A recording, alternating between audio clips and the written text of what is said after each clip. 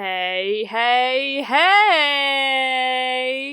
Welcome to my cozy corner of the internet. This is Nephilim VA bringing you the 4th chapter of Blessed with a Hero's Heart, written by Magnus9284 on AO3.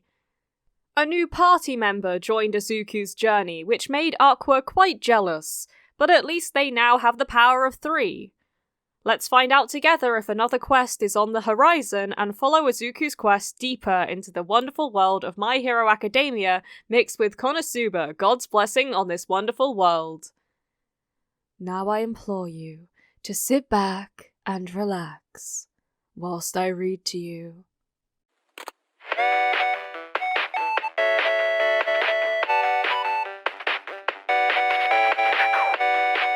Chapter 4 Chains of Morality.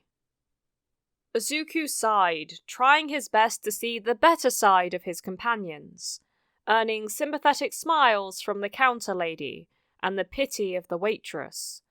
No one wanted to see the cute druid so down at this time in the morning, but the guild was a business too, so there were no free drinks for the boy. Just an hour ago, the two girls of his party began a heated argument, and being the good-natured guy he was, he tried to calm them down. Flashback. It all started harmless enough. Izuku had brought up a topic Megumin was not comfortable with. Becoming useful. I'm not saying you have to learn and use other attack spells, Izuku said with a warm smile, trying to convey only good intentions. I'm just saying a little bit of utility would benefit us all. Megumin pouted as she tried to come up with an answer to earn victory, making an adorable sound as she tried to look menacing. And I'm telling you that I only love and use explosion magic, Megumin replied after a few seconds, as if trying to dominate Izuku through her childish display. Anything else is just a waste of time and skill points. Izuku couldn't help but smile at the little girl, unable to get angry at her stubbornness, but truly willing to help her get over her obsession so she could grow into a better arch-wizard. A waste? Really? Izuku asked with a tilted head, already knowing where to strike. How many points does it cost you to learn Mage Light or produce flame? Izuku already knew the answer, so Megumin's pout was a clear sign of her defeat, at least on the logic department. 1 point each, Megumin replied in a low voice, not failing to notice the victorious smile on the young druid's face. But still... So you lose nothing, but gain a lot, Izuku interrupted, making Megumin look down for a moment. Did you know that you can set things ablaze with produce flame? You could still make things explode with it. Megumin really didn't want to give in, but at the same time, Izuku's logic was flawless. She could still be the best at making explosions, while being able to be useful in many more situations. Then, Aqua spoke. Stop it already! This little child will never listen to you! Aqua's words were not only mocking, but they also hit the arch-wizard where it hurt the most. Besides, showering her with attention only makes you look like a lolicon. I'm not a child. I'm not a lolicon. Both Megumin and Izuku slammed their hands on the table in clear disagreement, making Aqua flinch at the energetic response. Then the two locked eyes with each other, as if suddenly realizing something. I'm 14, and you? Izuku asked to the petite arch-wizard in a slightly low voice, earning the surprise of his female companions. 13. I'm not a child anymore, Megumin replied, trying her best to be discreet about scanning the boy before her. See? Same age range, Izuku added as he returned to a sitting position. Yeah, I'm not a lolly, so he's not a lolicon, Megumine added as she sat too, crossing her arms for added impact. Besides, I wouldn't hit on someone I see like a little sister, Izuku finished, unknowingly digging his own grave. End of flashback. Izuku remembered with no little guilt how Megumine excused herself to hit the local bookstore, to think about his proposal in peace. Izuku had to admit that he should have at least explained to the Archwizard that it was too soon for him to talk about romance, not that he was able to see her like a woman. Yet. Aqua was so infuriating after Megumine had left with a haunted face, laughing at his lack of tact, and toying with a girl's heart. To make things worse, the moment it became obvious that he was about to reprimand her, she fled, excusing herself to go to the local church of Axis to grace her followers with her divine presence. Girls are so complicated, Izuku muttered to himself, knowing that it was not his fault that the young girl had jumped to the wrong conclusion, and yet feeling somehow guilty about the whole thing. In an attempt to distract his mind from his problems with girls, Izuku turned to his adventurer card, taking notice of the level-ups he had gotten and the skill points he now had at his disposal.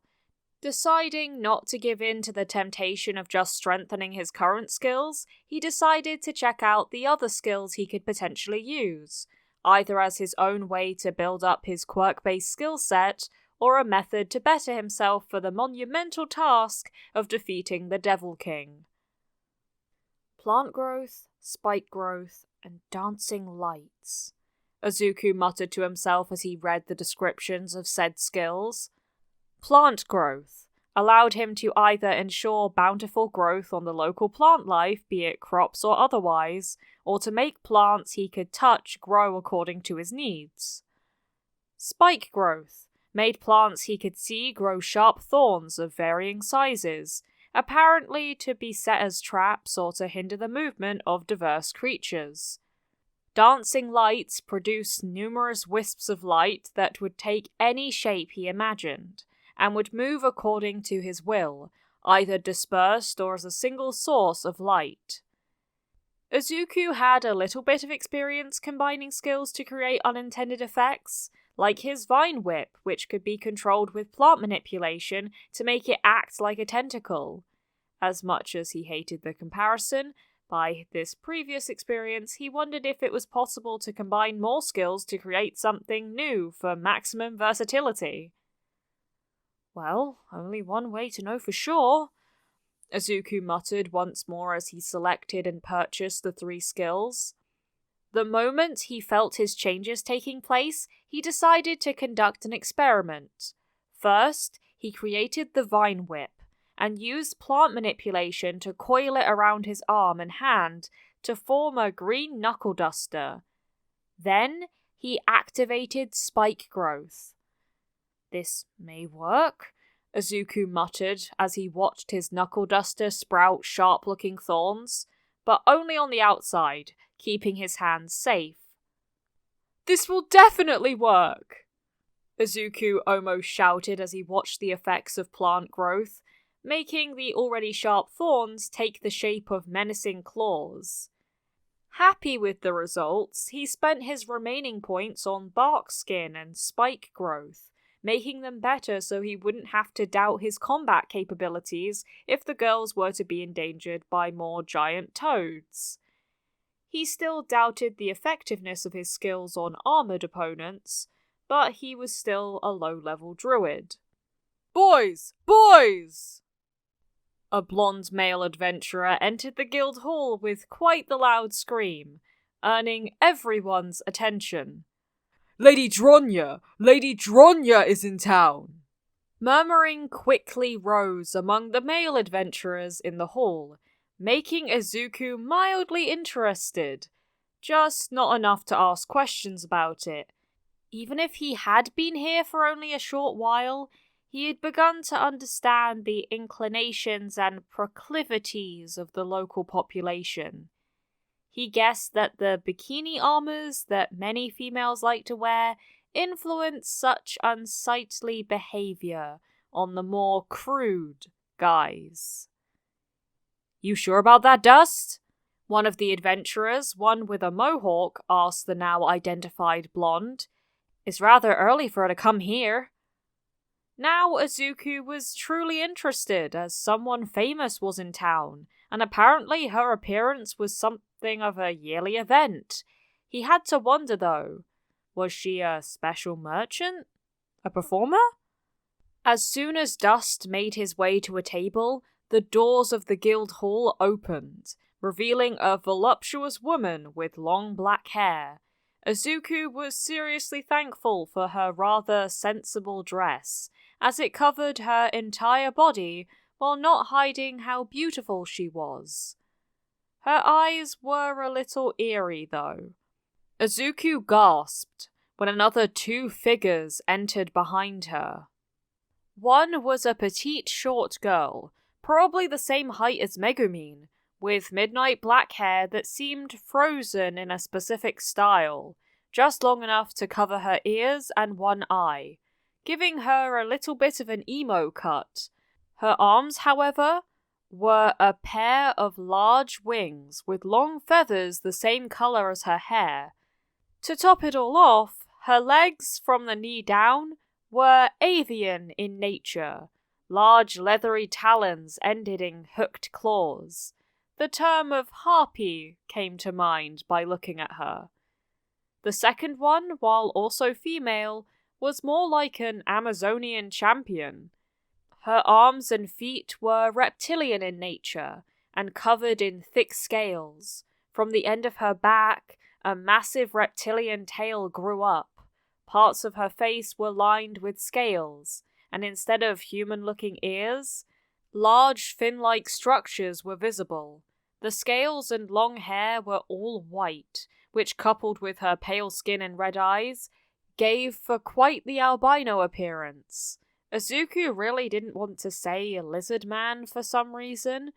Maybe due to her glaringly female body, or maybe because she sported quite the intimidating muscles.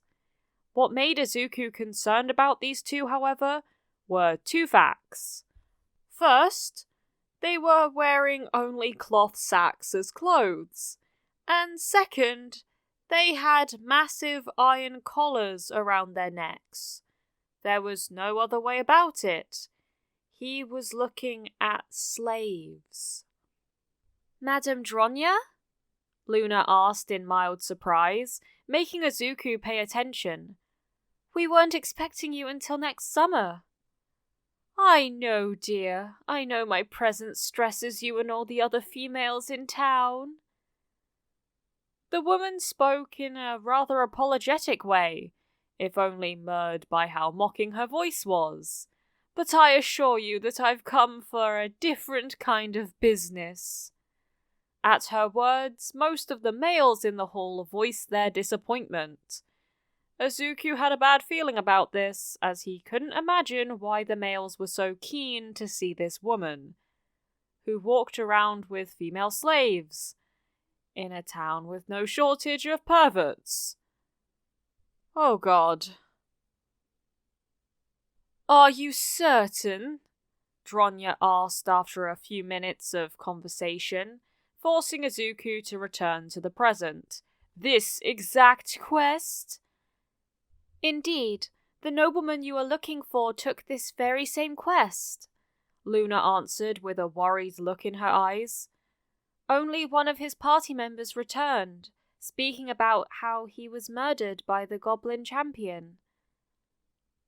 "And this party member didn't carry his belongings?" Dronya's question made Izuku frown. "She returned barely alive and with most of her clothes torn," Luna informed, as if taking offense. "It is pretty obvious she didn't have time to recover the belongings of her champions." "I see," Dronya replied with a rather evil smile, sending shivers down Izuku's spine. The woman looked at the quest board for a few seconds before turning to the tables of the hall. Izuku could see the cold, calculating eyes of the woman, looking at everyone within the hall like tools in a shed, as only disposable objects. Slaying the goblin champion and clearing the infested cave within the forest. 1 million eris as a reward. Dronya loudly announced the quest and reward, not failing to notice that the adventurers gathered didn't seem all too interested. As long as I can recover the belongings of my fellow imperial nobleman and his party, you can keep the entire reward, plus whatever else you can find within the cave.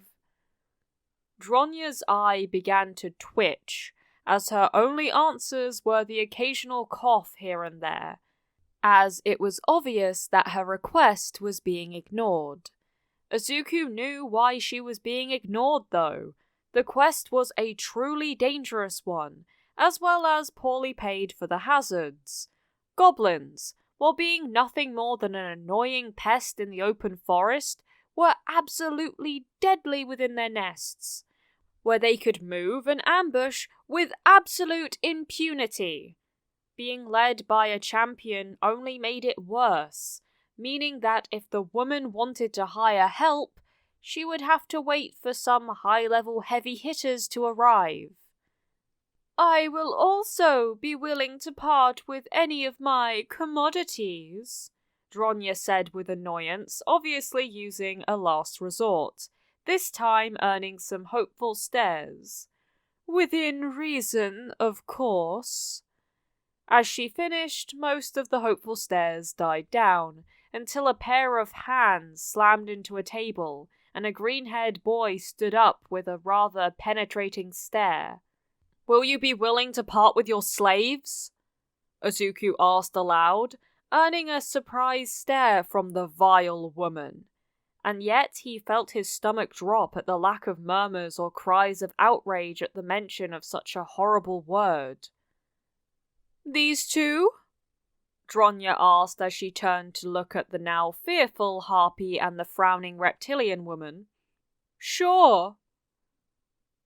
Hours later, on their way toward the center of the forest. As they travelled on a wagon toward their destination, Izuku couldn't help but feel that everything was wrong. He had expected that the adventurers at the guild, especially the women, would be outraged at the mention of slavery, at seeing the girls in such a horrible state, but no one paid any mind to such a sight or crime against humanity. Every now and then he would turn to look at the two girls in the back of the wagon, just to find that both of them would return the gesture with curiosity.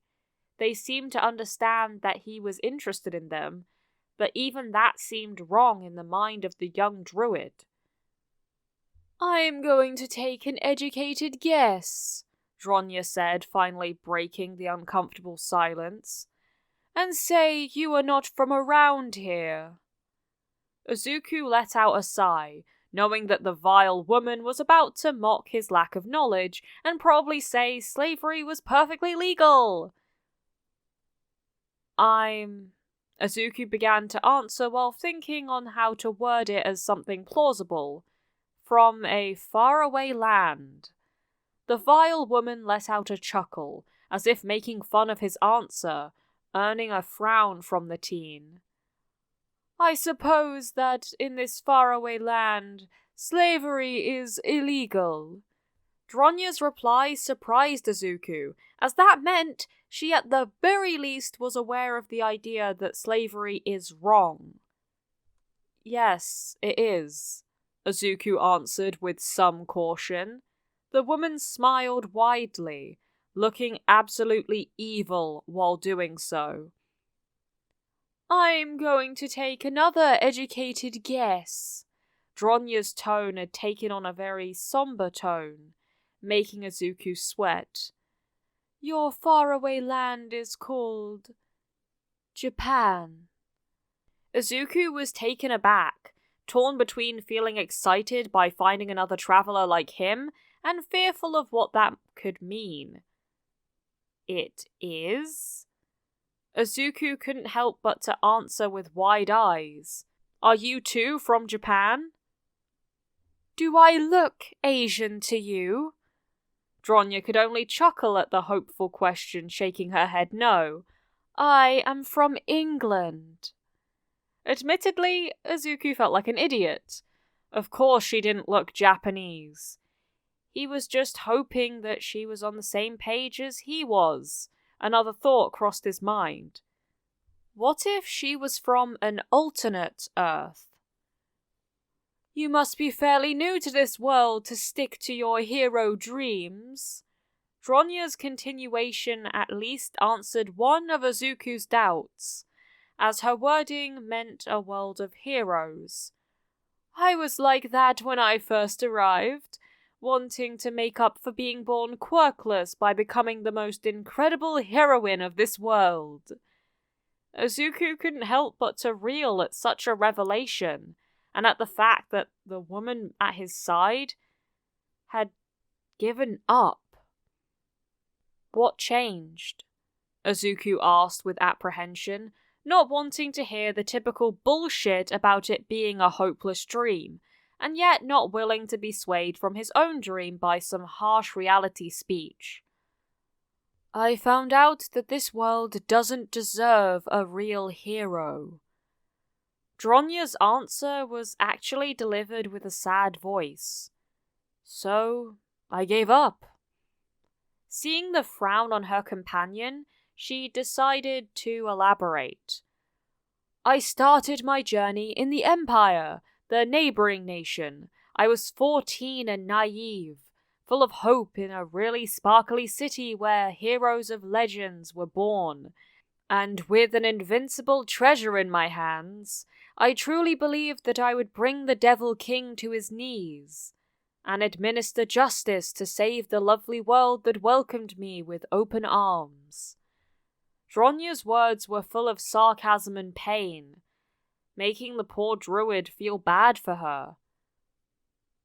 1 week later, just 1 fucking week later, Dronya's words came with a face full of anger and a hiss that was more akin to an enraged snake. Do you know how horrible it feels to give your heart to someone just to catch the bastard cheating with who proclaimed to be your best friend? While Izuku had no experience whatsoever in the love department, he was truly aware that such a pain was common grounds to turn to villainy. That's why he placed his hand on her shoulder, as an attempt to bring some level of comfort to the woman. Late as it was. I'm sorry, Izuku said with honest words, trying to reach the woman, maybe even return her to the path of the heroes. For whatever it's worth, I can't imagine anyone cheating on someone as beautiful as you. Stop it, I'm not a Shotokan. Dronya's sudden answer made Izuku aware of how Megumin felt at such wording, much to the amusement of the raven-haired woman. Besides, I think it's time I tell you what you need to know. Dronya made a dramatic pause, conveying that the boy needed to pay special attention to her words. You want to own these slaves to set them free, right? Dronya asked in a rather grave voice, earning the full attention of the young druid besides her. You are thinking on being their hero by breaking their chains. Yes, that's the plan, Izuku replied without missing a beat, earning a sigh from the imperial woman. Do you oppose? It's not that I oppose, the noblewoman answered with a heavy voice and a little bit of annoyance. It's that the whole world opposes. Wait, what? Izuku couldn't help but to scream his incredulity, accidentally scaring the harpy in the back of the wagon. Slavery on this world is sanctioned by the cults of the 2 goddesses. Dronya's answer earned a startled stare from the young boy. Yes, by the very same Aqua that tricked us into coming to this fucked up world. Izuku made a mental note to sit down with a certain goddess when all of this was over and have a very long chat about everything that was wrong with slavery, assuming he didn't get any angrier and decided to let his whips do the talking. Now, it's not like you can find young human girls in the slave market, at least not in this kingdom. Dronya wasn't helping to calm down her temporary employee. Slavery only applies to demi-humans, people with animal features. Humans, elves, dwarves, and halflings are all considered as favored by the goddesses, and thus it is illegal to enslave them. That explains why no one cared, Izuku muttered, earning a nod from the woman. Slaves, such as the two you want, are branded and cursed, so they can't disobey, betray, or hurt their owner in any way or form. This brand also makes it impossible for them to survive away from their master. Dronya's explanation made Izuku's blood run cold, as that made their existence rather hellish. To make things worse, slaves of races like these two are both born and bred into slavery. Do you understand what I'm saying? Izuku was frozen in place, unable to cope with such cruelty. Dronya graced him with a sympathetic smile, as if understanding his shock. The brand was made by one of the goddesses, and only said goddess can undo it. Dronya's word gave a little bit of hope to Izuku, as it meant that maybe Aqua would be able to free them. However, even if you somehow can contact that goddess and convince her to remove it, they don't know how to survive on their own. Dronya didn't wait for a reaction from the boy to turn to look at the two girls at the back of the wagon, showing a smug smile and a rather evil glint, making the poor girls shrink in fear. Hey Scaly, Feathers, do you want to be free? Dronya's question threw Izuku for a loop, forcing him to turn to look at said girls, in hopes of hearing them say that they indeed wanted their freedom. No, please don't throw us away. The harpy spoke in a raspy whisper, shaking at the very idea of being discarded. The reptilian girl at her side only had a pleading look on her eyes. We'll work twice as hard. Do you understand now? Dronya asked to a now sickly Izuku, who truly wanted to enact violent justice against the savages that damaged these girls, and any other slave. Half an hour later. Izuku and Dronya arrived at the entrance of the goblin's nest, having just a few hours before sunset when the critters were more active, getting ready to exit and attack the innocent. It was the first time for the woman to reveal the true nature of her mission, too. Well, I guess it is just fair for you to know what is this all about. Dronya spoke, earning the attention of the young druid. What I want, the only thing I came for, is to recover my stolen treasure. Izuku knew that something was wrong with the lady, but at the very least it wasn't in a more sinister direction. 2 months ago, the son of a noble I used to work with stole my divine treasure, the cursed tome known as the Tracatus Demonstrum. Dronya explained to a bewildered Izuku. The imbecile must have thought that he would be able to use its magnificent powers to gain fame and fortune. Apparently he had to find out the hard way that such divine treasures cannot be used by anyone else except the rightful owner. So, he died by his own hand? Izuku asked, feeling bad at wording such tragedy that way. He deserved it, Dronya answered without hesitation or remorse. Anyway, I only care for my treasure. After I get it, the girls are yours. Just like that? Izuku asked, his tongue having a foul taste yet again. Well, we have to complete the transaction at the guild so everything is legal, Dronya replied, making a pause when she noticed the stare of the boy. Of course, if you feel confident on completing the goblin extermination quest, I won't stop you. I'd prefer if I could get my tome before attempting such a risky endeavor, though. So, getting in, getting the book, and getting out, Izuku asked as he watched the entrance of the cave, wishing that his bark skin and newly learned thorns would be enough to survive the attempt. I can do that, I think. Before you go in, here, take this. Dronya interrupted the boy while giving him a crystal ball. This is a sensor ball. It is attuned to this other crystal ball, which allows me to see the surroundings around the sensor. The book doesn't really look like a divine treasure, so I will need to tell you when you find it.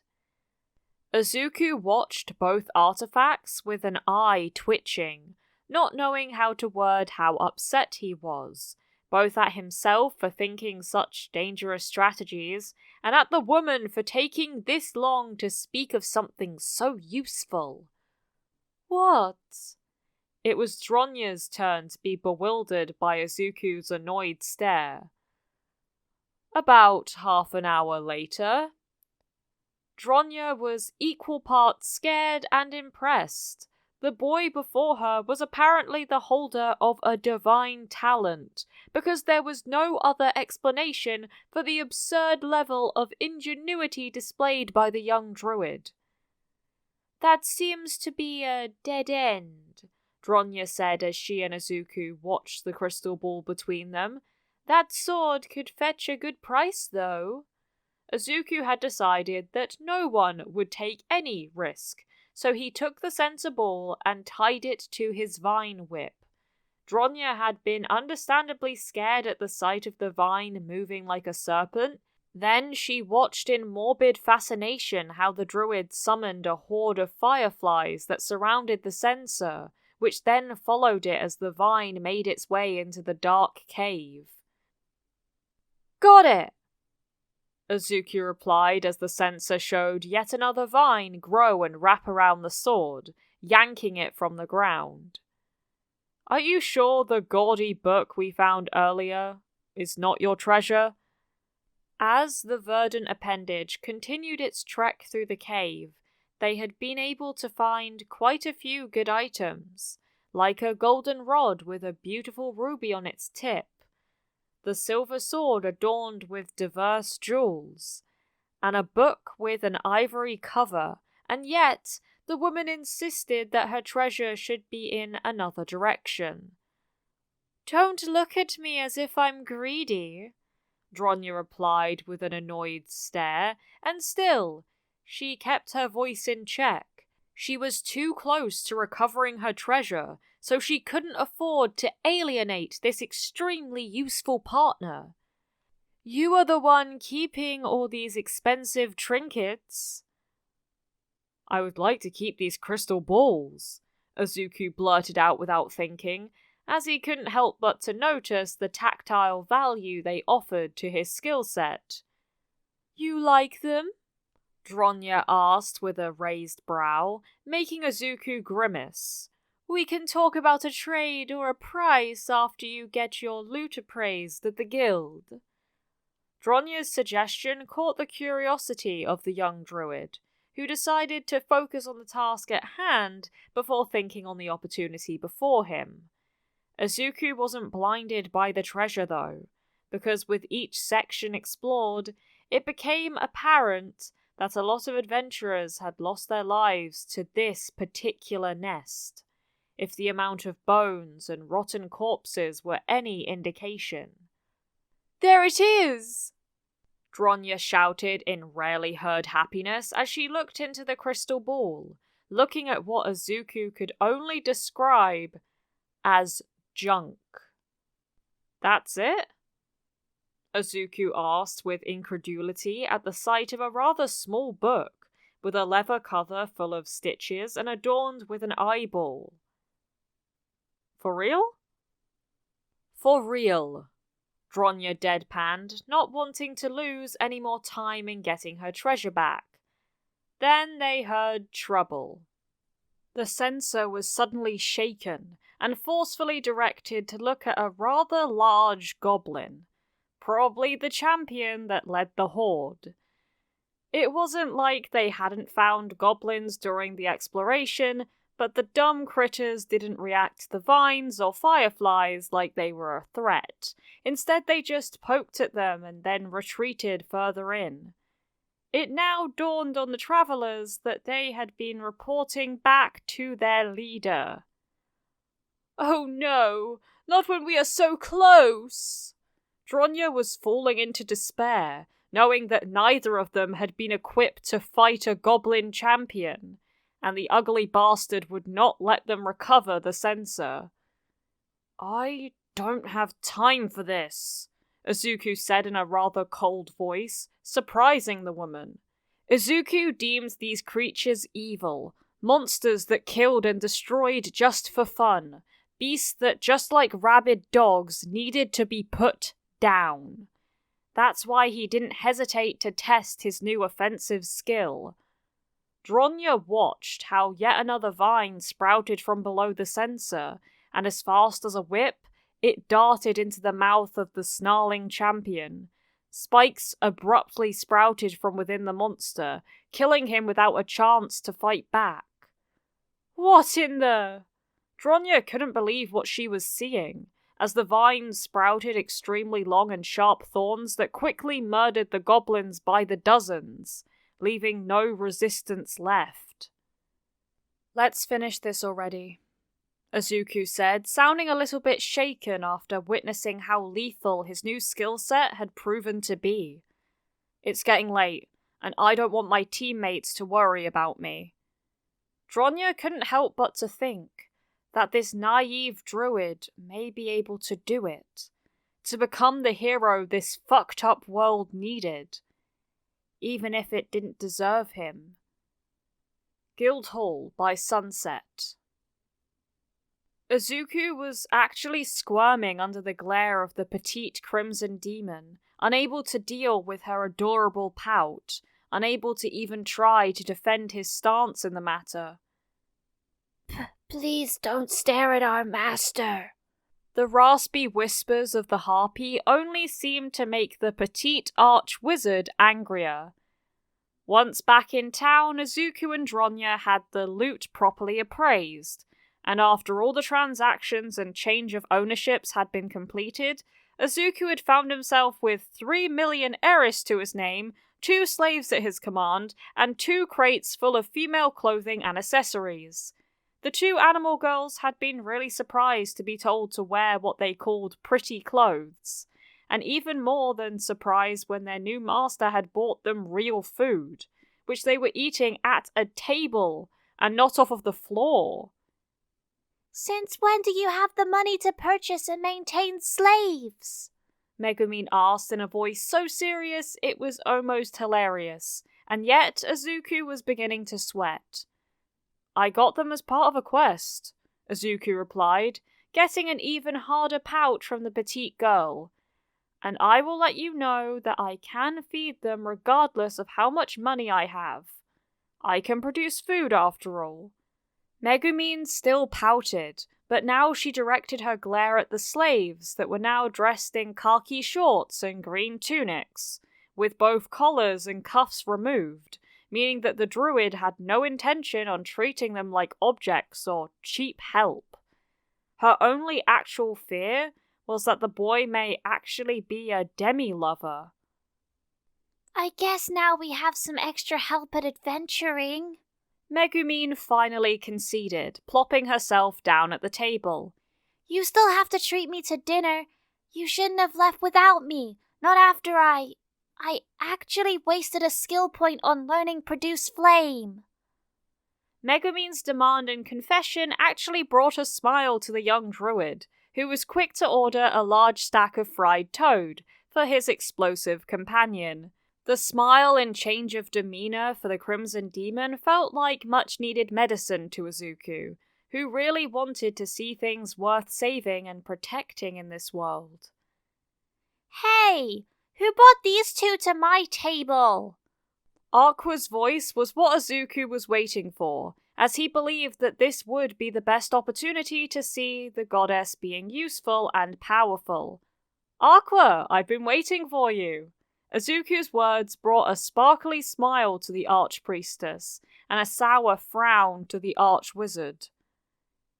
Really? Megumin's voice was largely ignored, much to her increased annoyance.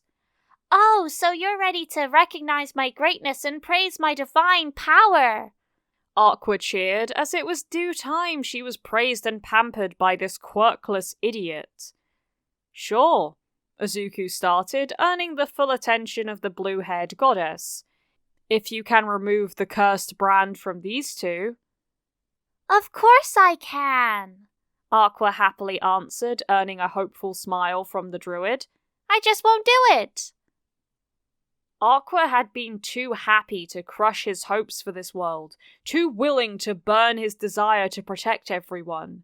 It was at that moment that Izuku Midoriya began to doubt his path as a hero, for no hero would align with such an evil deity as the one before him. Thank you so much for watching this video. I appreciate all the support you've given me. Okay, I'm gonna say it. I really don't like Aqua right now. I loved getting some more context about the world from Dronya, and that she was in a similar position to Izuku at a time. I apologise for no upload last week. I was dealing with illness, but I am back and rearing to go. All credits go to the original creator of this fanfiction, Magnus9284 on AO3.